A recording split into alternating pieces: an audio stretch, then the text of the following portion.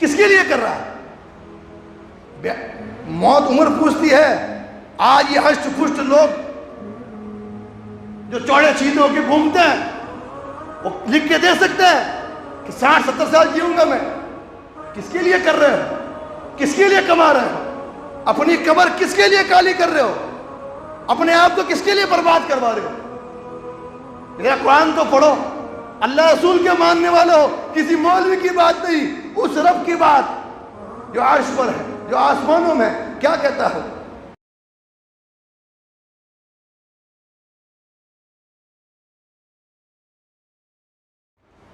اللہ کے رسول نے فرمایا زمانہ آئے گا ایسا، قرب قیامت ایسے لوگ بھی ہوں گے جو مال کماتے وقت نہیں دیکھیں گے، نہیں پوچھ تاچھ کریں گے، نہیں معلومات کریں گے آیا میرا جو مال میں کما رہا ہوں یہ حرام راستے سے میرے پاس آ رہا ہے یا حلال راستے سے آ رہا ہے. اس بات کی پرواہ نہیں کریں گے. جبکہ رب کے قرآن نے ان کو ایک نہیں کئی مقامات پہ فرمایا یا ایھا الذین آمنوا کلوا من طیبات ما رزقناکم. مومنو تم وہی چیز کھاؤ جو اللہ نے تمہارے لیے حلال اور پاکیزہ رکھی.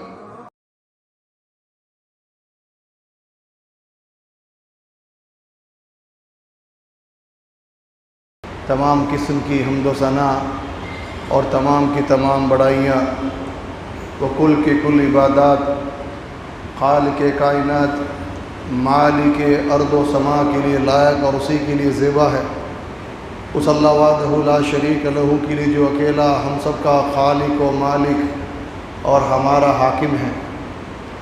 اللہ وحدہ لا شریک لہ کی بے شمار درود و سلام رحمتیں برکتیں اللہ کے تمام برگزیدہ بندوں پر. بالخصوص ہم کروڑ درود و سلام کا نذرانہ پیش کرتے ہیں سرور کائنات احمد مجتبی محمد مصطفیٰ صلی اللہ علیہ وعلی آلہ وبارک وسلم کی خدمت اقدس میں. حضرات، اللہ تعالیٰ نے اور اس کے رسول نے اپنے ماننے والوں یعنی مسلم اور مومن بندوں کو ایک سوچ اور فکر دی، اور وہ سوچ اور فکر یہ ہے کہ یہ دنیا جس میں تم زندگی بسر کر رہے ہو یہ چند لمحوں کی زندگی ہے. تمہارا اصل ٹھکانہ دنیا نہیں ہے. چند روز تم دنیا میں رہ کر اپنے حقیقی مالک سے جا ملو گے، اور دنیا ایک دھوکے کا سامان ہے. تمہیں اس کے دھوکے سے بچنا ہے، اور اس دنیا میں رہتے ہوئے اپنی اس مختصر سی زندگی میں ایسے کام کر گزرنا ہے جس سے تمہارا رب راضی ہو جائے. تم اللہ سے ڈر کر اور اس تقوی کے ساتھ زندگی دنیا میں بسر کرو. اللہ تعالیٰ اور اس کا رسول اپنے ماننے والوں کو یہ ایک سوچ دیتا ہے، اور بار بار قرآن کے اندر اس بات کی رغبت دلائی جاتی ہے کہ مسلمان کا دنیا میں جینا جو ہے وہ دنیا کے لیے نہیں بلکہ آخرت کے لیے ہوتا ہے. لیکن جب ایک مسلمان بندہ یا ایک انسان اللہ اس کے رسول کے فرمان سے دوری اختیار کرتا ہے اور پھر اس دنیا میں رہتے ہوئے اسی دنیا کو اپنا ٹارگٹ اور نصب العین بنا کر جیتا ہے، ہر کام میں وہ دنیا پرستی کو اپنے اوپر حاوی رکھتا ہے، اور یہ سوچتا ہے کہ جو کچھ ہے دنیا میں ہے اور زیادہ سے زیادہ دنیا میں حاصل کرنی ہے. چند روزہ زندگی ہے، اس میں مال جمع کرنا ہے، عیش و عشرت کرنا ہے. جب وہ آخرت کو بلاتا ہے اور اس چیز میں پڑتا ہے تو سب سے پہلا نتیجہ یہ ہوتا ہے کہ وہ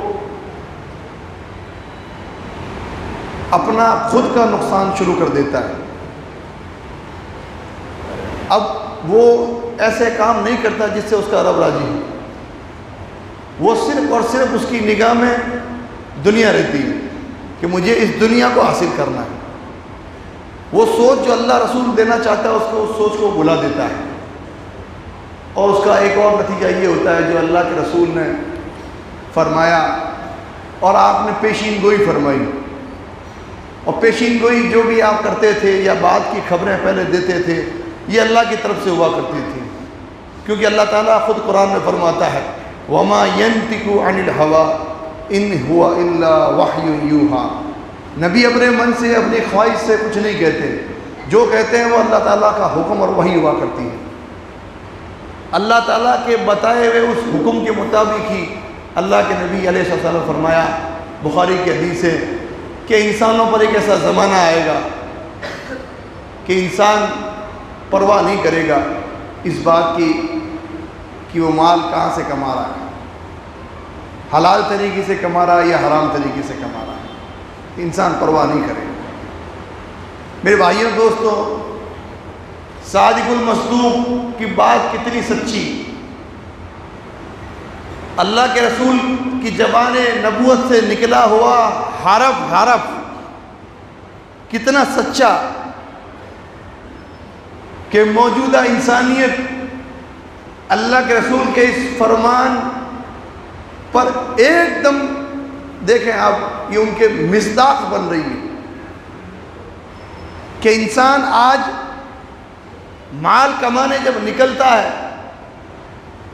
بزنس پر، تجارت پر جب نکلتا ہے، وہ اس کے دل و دماغ کے کسی کونے میں اس بات کا گزر نہیں ہوتا کہ میں مال کیسے کما رہا ہوں، شروع سے لے کے اخیر تک اس کا ٹارگٹ یہ ہوتا ہے کہ مال آنا چاہیے، بس کسی بھی ذریعے سے اور کسی بھی راستے سے آئے،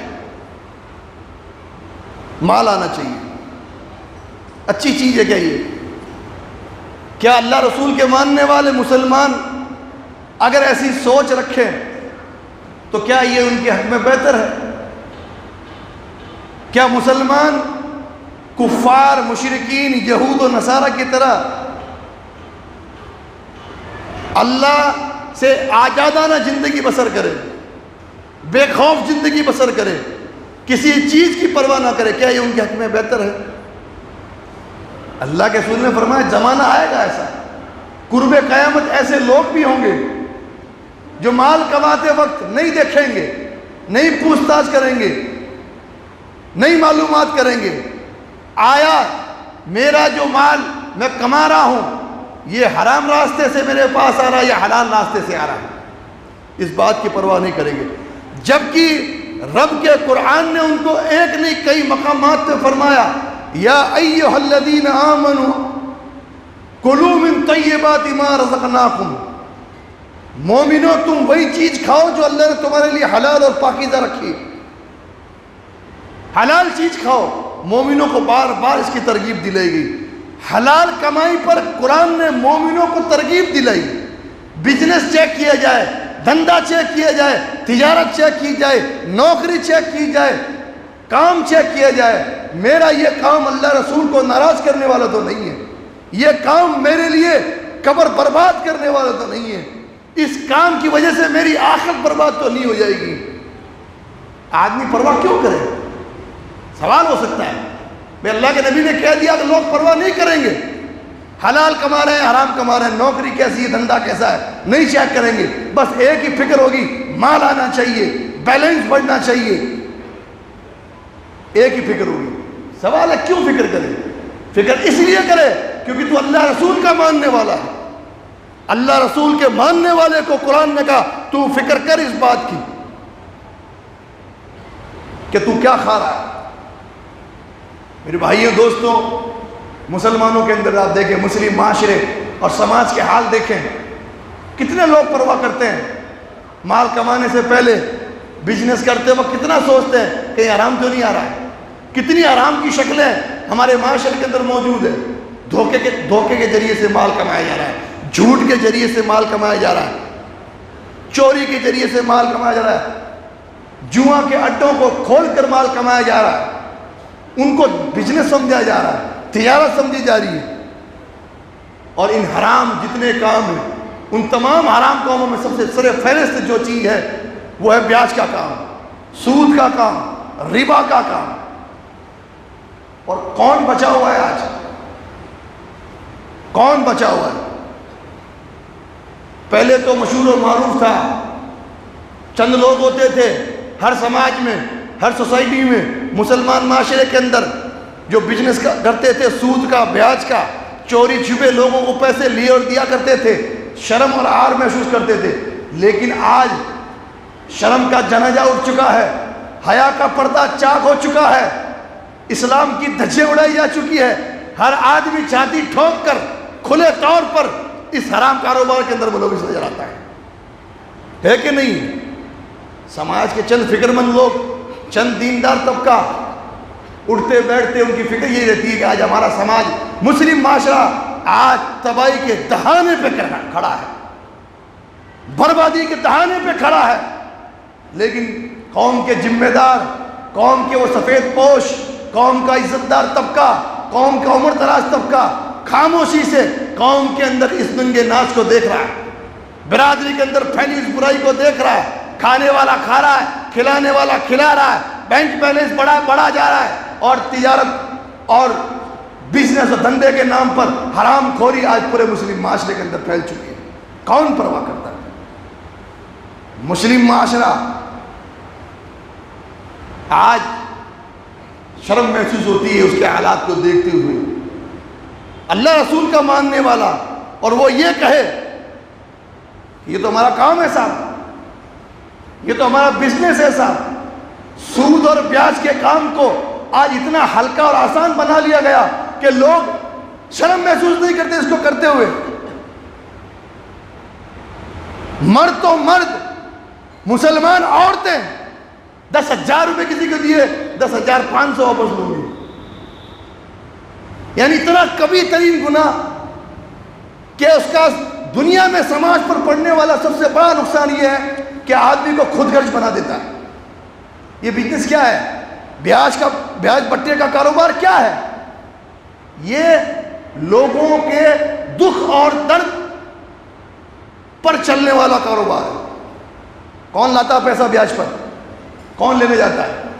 میری بیٹی کی نکاح ہے، میرا بزنس فیل ہو چکا ہے، میرے گھر میں نکاح کا ماحول ہے، بڑی بیماری آ گئی ہے، مجھے یہ کرنا ہے، یہ کرنا ہے، آدمی جاتا ہے بیاج پر پیسے لینے کے لیے۔ اب وہ نام نہاد مسلمان جو اصل میں بنیا ہے، اس کا کاروبار کب چلے گا؟ جب سماج کے اندر دکھی لوگ بڑھیں گے، پریشان حال لوگ بڑھیں گے، ان کی پریشانیوں پر، ان کے دکھوں پر یہ بزنس کرے گا۔ جو جتنا دکھی ہوگا اس کا کاروبار اتنا اونچا چڑھے گا۔ ہے بڑھیا کاروباری، اب بھلے اس نے بیاج پر پیسے لے کے بزنس کیا، بھلے وہ بزنس فیل ہوا، پاس ہوا، نفع ہوا، نقصان ہوا، اس کو پرواہ نہیں، مجھے میرا نفع دے دے بس، مجھے میرا بیاج دے دے بس، مجھے اس کی پرواہ نہیں ہے۔ یعنی اس کے دکھ، اس کی تکلیف، اس کی پرواہ نہیں، یعنی ہمدردی نکال کر پھینکنی پڑتی ہے اور خود غرضی ڈالنی پڑتی ہے جب یہ کاروبار چلتا ہے۔ لوگوں کا خون چوسنے کی عادت ڈالنی پڑتی ہے جب یہ کاروبار چلتا ہے۔ آدمی اللہ رسول کا ماننے والا 60-70 سال کی زندگی کس کے لیے کرتا ہے؟ یہ کاروبار 2-3 چیزیں ہوتی ہے دنیا کے اندر، عیش کر لوں، میرے پاس بھی اسکارپیو ہو جائے کالے رنگ کی، 4 دوست میرے ساتھ بھی بیٹھے، ان پر پیسے اڑاؤں، یہ کھا لوں، یہ پی لوں، یا میرا پلاٹ ہو جائے، یا میری پراپرٹی ہو جائے، بینک بیلنس بڑھ جائے، میرے پاس خوب مال ہو جائے۔ ایک تو نیت یہ ہوتی ہے، اس لیے آدمی حرام میں پڑتا ہے۔ دوسری، میری نسل اور میری اولاد سوری ہو جائے، سکھی ہو جائے، ان کے لیے کچھ کر کے چلا جاؤں۔ چند روزہ دنیا کی زندگی میں عیش کرنے کی خاطر یا آنے والی نسل کے لیے کچھ چھوڑ کے جانے کی نیت کے خاطر آدمی اپنے آپ کو برباد کر دیتا ہے، اپنے آپ کو برباد کر دیتا ہے۔ کس کے لیے کر رہا ہے؟ موت عمر پوچھتی ہے۔ آج یہ ہشت پشت لوگ جو چوڑے چیزیں ہو کے گھومتے ہیں، وہ لکھ کے دے سکتے ہیں کہ 60-70 سال جیوں گا میں۔ کس کے لیے کر رہے ہو؟ کس کے لیے کما رہے ہو؟ اپنی قبر کس کے لیے کالی کر رہے ہو؟ اپنے آپ کو کس کے لیے برباد کروا رہے ہو؟ یہ قرآن تو پڑھو، اللہ رسول کے ماننے والے ہو، کسی مولوی کی بات نہیں، اس رب کی بات جو عرش پر ہے، جو آسمانوں میں ہے۔ کیا کہتا ہو؟ یا ایھا الذین آمنوا لا تأکلوا الربا اضعافا مضاعفا واتقوا اللہ لعلکم تفلحون واتقوا النار التي اعدت للکافرین۔ اللہ قرآن کے اندر پیدا ہے، اے ماننے والو، اے مسلمانوں، اے مومنوں، تم رک جاؤ، اللہ سے ڈرو، تم رک جاؤ اس حرام کام سے، اس بیاج پٹے کے کاروبار سے، تم یہ چھوڑ دو کہ میں تمہیں کچھ دوں تو مجھے کیا فائدہ ملے گا، یہ نیت ہٹا دو، یہ الفاظ چھوڑ دو۔ مال دے کر مال بڑھا کے مت لو، بیاج اور سود کی شکلیں چینج مت کرو، شکل بدل بدل کر حرام کام مت کرو۔ اضعاف مضاعفہ، بڑھتا چڑھتا بیاج مت لو۔ پہلے یہ کہا قرآن کے اندر، بڑھتا چڑھتا بیاج مت لو، اللہ سے ڈرو، رک جاؤ اس کو تاکہ تم کامیاب ہو جاؤ۔ اور اگر نہیں رکتا آدمی تو قرآن نے کیا کہا؟ امام اعظم ابو حنیفہ رحمۃ اللہ علیہ فرماتے ہیں قرآن کی سب سے خوفناک آیت یہی ہے، سب سے خوفناک آیت یہی ہے کہ بیاج والوں کو اللہ تعالیٰ نے کہا کہ لوگوں بڑھتا چڑھتا بیاج لینے سے رک جاؤ، ورنہ اس آگ سے ڈرو، اعدت للکافرین واتقوا النار التی اعدت للکافرین، اس آگ سے ڈرو جو آگ اللہ نے کافروں کے لیے تیار کی ہے، کافروں کے لیے۔ پتہ چلا بیاج خور کا انجام کافروں کے ساتھ جہنم کے اندر ہوگا، کافروں کے ساتھ، یعنی بنیوں کو اور یہودیوں کو، یہ دو قومیں تھیں جن کی پہچان تھی کہ بیاج خور قوم ہے، سود خور قوم ہے، ایک یہودی اور ایک بنیا۔ اللہ کی قسم غیر مسلم نے، میں کہا غیر مسلم نے، کہ ہم تو ساہوکاری کا بیاج لیتے ہیں، تمہارے یہاں تو کوئی لیمٹ ہی نہیں ہے مسلمانوں کے اندر بیاج لینے کی، لوگوں کی زندگی برباد کر رکھی ہے۔ ایسا میٹر چالو کیا جاتا ہے کہ آدمی مر جاتا ہے لیکن وہ بند نہیں ہوتا۔ غیر مسلم مثال دیتا ہے مسلمانوں کی، یعنی بنیوں کو پیچھے چھوڑ دیا مسلمانوں نے۔ اللہ قرآن میں کہتا ہے کافروں کے ساتھ حشر ہوگا، اس آگ سے ڈرو جو کافروں کے لیے تیار کی گئی ہے۔ اللہ کے فرمان سے نہیں ڈرتے، کوئی لیمٹ ہی نہیں اس چیز کی کہ ہم کون ہیں، کیا کر رہے ہیں، کتنی زندگی ہے، کس کے لیے کر رہے ہیں، ہمارا مالک ہم سے کیا کہہ رہا ہے۔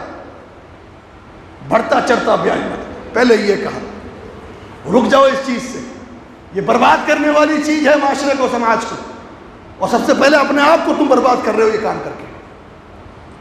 اس کے بعد آپ دیکھیں کہ صاحب ہم بیاج نہیں لیتے، یہ تو منافع ہے، میں اس کی مدد کروں مجھے کیا فائدہ۔ یعنی شیطان نے ایسی سوچ پیدا کی، اسی لیے سماج اوپر نہیں آ رہا ہے مسلمانوں کا۔ کیوں؟ ہر آدمی سوچتا ہے میں اس کی مدد کیوں کروں، مجھے کیا فائدہ، کیا فائدہ مجھے،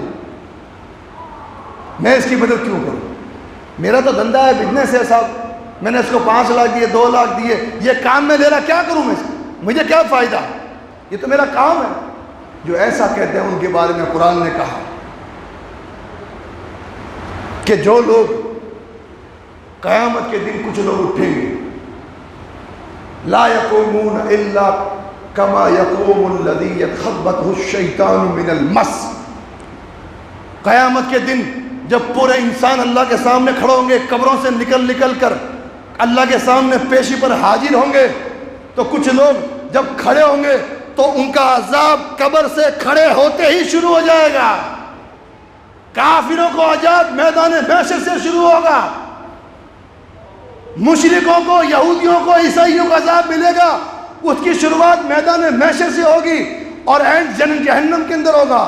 لیکن بیاج خوروں کو عذاب شروع ہوگا قبر سے اور اس دنیا سے، اور میدان محشر میں کھڑے ہونے کے لیے پہنچیں گے، قبر سے کھڑا ہوتے ہی شیطان اس کو ٹچ کر کے باولا کر دے گا، پاگل کر دے گا، وہ باولا پاگل کی صورت میں اٹھے گا۔ کیوں اٹھے گا؟ اللہ نے کہا اس لیے اٹھے گا کہ وہ کہتا تھا انما البیع مثل الربا، میرا کام بیاج کا تھوڑی ہے، یہ جو تم دھندے کرتے ہو یہ بھی تو بیاج کا ہی کام ہے، اس میں بھی تم پیسے لگاتے ہو، پروفٹ آتا ہے، میں بھی محنت کرتا ہوں، لوگوں کو دیتا ہوں، واپس آتا ہے، گھومتا ہوں، قسطیں جمع کرتا ہوں، یہ بھی کام ہے میرا. ایسا کہتا تھا کہ بزنس بھی تو بیاج کا ہی کام ہے، تو یہ بھی میرا بزنس ہے. قیامت کے دن ایسے اٹھے گا جیسے شیطان نے اس کو چھو کے باولا کر دیا. دنیا کے اندر جتنے کاروبار، جتنے گناہ ہیں، کسی گناہ کے بارے میں یہ نہیں کہا جو بیاج کے بارے میں اللہ نے کہا مسلمانوں یا ایھا الذین آمنوا اتقوا اللہ وذروا ما بقی من الربا، اے ایمان والو اللہ سے ڈرو اور بیاج کھانا چھوڑ دو، لوگوں کا خون چوسنا چھوڑ دو. ان کنتم مومنین، اگر مومن ہو. مومن نہیں ہو، مسلمانوں کی گنتی میں نہیں آتے ہو، کچھ بھی کرو. اللہ نے شرط لگائی، اللہ نے وجہ بتائی بیاج سے رکنے کی. پوچھو جا کے ان کو بیاج کے کاروبار کرنے والوں کو. اللہ کہتا ہے کہ تم بیاج کا کام چھوڑ دو. ان کنتم مومنین، اگر تم مومن ہو تو بھائیو مسلمان ہو تو چھوڑ دو. اور پھر فَإِن لَمْ تَفْعَلْ، اگر نہیں رکتے ہو اس کام سے، لگے رہتے ہو، کوئی کتنی مہم شروع کرے، کوئی کتنے پمپلٹ بانٹے، کوئی کتنا ہی چیخے چلائے، کوئی کتنا ہی سماج کے اندر عذاب آئے، کوئی کتنا ہی سماج پریشان حال ہو اور طرح طرح کے عذاب سے سامنا ہو، کچھ بھی ہو، تم نہیں سدھرو گے تو قرآن کہتا ہے فَإِن لَمْ تَفْعَلُوا، تم نہیں رکتے ہو فَأْذَنُوا بِحَرْبٍ مِّنَ اللَّهِ وَرَسُولِهِ، تو تیار ہو جاؤ، اللہ اس کا رسول تم سے لڑنے کے لیے آ رہا ہے. لڑ سکتے ہو اللہ سے، ہم سے لڑ لو. قوم کے وہ لوگ جو قوم میں سدھار چاہتے ہیں، حرام خوری روکنا چاہتے ہیں، ان سے لڑ لو. لیکن اللہ رسول سے لڑ سکتے ہو؟ کوئی کھڑا ہو کے کہہ سکتا ہے فرعون، قارون، نمرود نہیں لڑ سکا، تمہاری کیا اوقات اللہ رسول کے مقابلے میں؟ اللہ کہتا ہے تیار ہو جاؤ، اللہ رسول کا تم سے جنگ کا اعلان ہے. کون لڑے گا؟ میرے بھائیوں دوستوں، ایک مسلمان جو دو چیزیں یاد رکھیں. ایک مسلمان جو بیاج کا کام کرتا ہے حرام سمجھ کر، بیاج کا کام کرتا ہے حرام سمجھ کر، حرام ہے لیکن کر رہا ہے، تو وہ تو کیا ہے؟ گنہگار. اور گنہگار کیسا؟ خالی گنہگار کہنے سے گنہگار ہے اللہ معاف کر دے گا. اچھا اللہ معاف کر دے گا، کیسا گنہگار؟ اللہ کے نبی فرماتے ہیں، ابن ماجہ کی روایت ہے، درہم الربا یاکلہ الرجل وہو یعلم اشد من 36 زنا. ایک درہم عرب کی کرنسی ہے. آپ کہتے ہیں 1 روپیہ. ایک آدمی بیاج کا کھاتا ہے جانتے بوجھتے، وہ 36 بار زنا اور بلاತ್ಕಾರ کرنے کے برابر ہے. 36 بار زنا کیا اس نے، اس کے برابر ہے 1 روپیہ بیاج کا. اور ایک بار کوئی آدمی زنا کرے، یہ گھٹیا فعل کرے، ایک بار، کیا سزا اس کی؟ کیا سزا ہے؟ اس کی سزا ہے گڑھا کھودا جائے، اس کو اندر ڈالا جائے، پوری قوم کو بلایا جائے، چوک میں کھڑا کر کے اس کو پوری قوم کو بلا کے پتھر مارے جائیں. کب تک؟ جب تک اس کی خون کی ایک ایک بوند باہر نہ آ جائے اور اس کی روح نہ نکل جائے، تب تک اس کو پتھر مارے جائیں. کس کو؟ جو ایک بار زنا کرے. ایک بار جو زنا کرے اس کا یہ سزا دنیا کے اندر. اور بیاج کھانے والے کا گناہ بتایا 36 بار زنا کرے. 36 بار زنا بڑا خوبصورت عمل ہے. لوگ اس کو آج برا سمجھتے نہیں ہیں، سماج کو برباد کر کے رکھا ہے ان نوجوان گھٹیا بے حیا نوجوانوں نے اور نوجوان لڑکیوں نے. بوڑھے بھی پیچھے نہیں اس گھٹیا کام میں. اور ہم نمازی ہمارے گھروں کی پرواہ نہیں کرتے ہماری بہن بیٹی کہاں جا رہی ہے. زنا کو برا سمجھنا چھوڑ دیا. کہاں آ رہی ہے، کہاں جا رہی ہے، کالج اسکول سہیلی کے نام پر کیا ہو رہا ہے. نوجوان چوک اور چوراہے میں بیٹھ کے کیا کر رہا ہے، کس سے لگا ہوا فون پر، کوئی پرواہ نہیں. زنا کو تو لوگوں نے بالکل حلال کا سرٹیفکیٹ دے دیا، سب کرو. اتنا گھٹیا گناہ، اتنی بڑی سزا. بہرحال یہ الگ موضوع ہے. دوسرا گناہ زنا بری چیز نظر نہیں آتی، بڑا اس میں مزہ آتا ہے، لوگ اس میں لگے ہوئے ہیں. لیکن یہی زنا ماں کے ساتھ ہو تو اللہ کے رسول کو مانتے ہو؟ اللہ کے رسول نے فرمایا الربا 70 حوبہ، بیاج اس کے 70 گنا، 70 گنا، ایک حدیث میں 73 دروازے، ایک حدیث میں 70 گنا غلطی ہیں۔ ایسرھا، سب سے ہلکا گناہ بیاج کھانے کا۔ جو بیاج کا کاروبار کرتا ہے اس کو بتاؤ، اگر اللہ کے رسول کو مانتا ہے تو رسول نے فرمایا بیاج کے 70 گناہ ہے، گناہ سب سے ہلکا گناہ ہے ان ينكح الرجل امہ، اپنی ماں کے ساتھ نکاح کر، یہ گناہ سب سے ہلکا ہے بیاج کھانے والوں کے لیے۔ ماں کے ساتھ کرے گا وہی ماں کے ساتھ نکاح، تو کیوں کھاتا ہے بیاج؟ کس کے لیے کھاتا ہے؟ کتنی تیری زندگی ہے؟ یہ بینک بیلنس تیری قبر میں، یہ نوٹ کی گھڑیاں کوئی قبر میں رکھے گا تیرے آ کے؟ یہ بینک بیلنس تیرا کام آئے گا کوئی؟ کس کے لیے کر رہا ہے اپنی قبر؟ کس کے لیے خراب کر رہا ہے تو؟ یہ گناہ، تو جو گناہ سمجھ کے کرے بیاج کا کام کہ حرام ہے، گناہ ہے، پھر بھی کر رہا ہے، تو اس کو تو یہ عذاب۔ اور کوئی اس کو اپنا حق سمجھ کے کرے کہ نہیں کوئی حرام نہیں ہے بیاج، کوئی حرام دھندا ہے، کوئی حرام نہیں ہے، یہ تو دھندا ہے، نوکری ہے، کیا ہے، کر سکتے ہیں یہ تو بیاج، حرام نہیں سمجھے بیاج کے کاروبار کو، اللہ کی قسم ہے وہ کافر ہے۔ اس کی مثال دوں آپ کو، شرابی شراب پیتا ہے حرام سمجھ کے، گناہ سمجھ کے تو گنہگار، لیکن شرابی شراب پیتا ہے اس نیت سے کہ شراب پینا حرام نہیں ہے، کافر ہے۔ بیاج کھانا حرام نہیں ہے، جو مسلمان یہ سوچے اللہ کی قسم میں پرلے درجے کا کافر ہے، کیونکہ اللہ کے حرام کردہ کو حلال کر رہا ہے اور گناہ سمجھ کے کر رہا تو یہ گناہ۔ میرے بھائیو دوستوں، ان بیاج خوروں کو طاقت ہم نے آپ نے دی ہے، ہم نے آپ نے طاقت دی ان لوگوں کو۔ ہم لوگ ان کی پارٹیوں میں جاتے ہیں، ان کی دعوتوں میں جاتے ہیں، ان کی نکاحوں میں جاتے ہیں، ان کی شادیوں میں جاتے ہیں، ان کو مسلمان سمجھ کر ان کے ساتھ کھاتے پیتے ہیں۔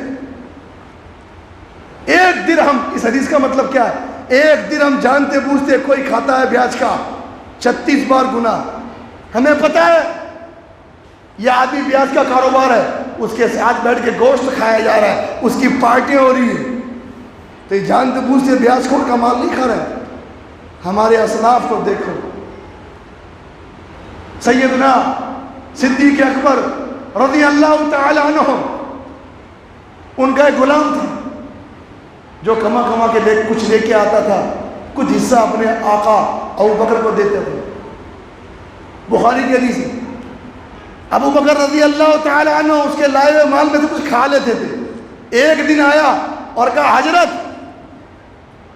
اس بار جو آپ نے چیز کھائی آپ کو پتہ ہے کہاں سے لایا؟ کہ نہیں، ہمیشہ کی طرح کما کے لایا ہوگا؟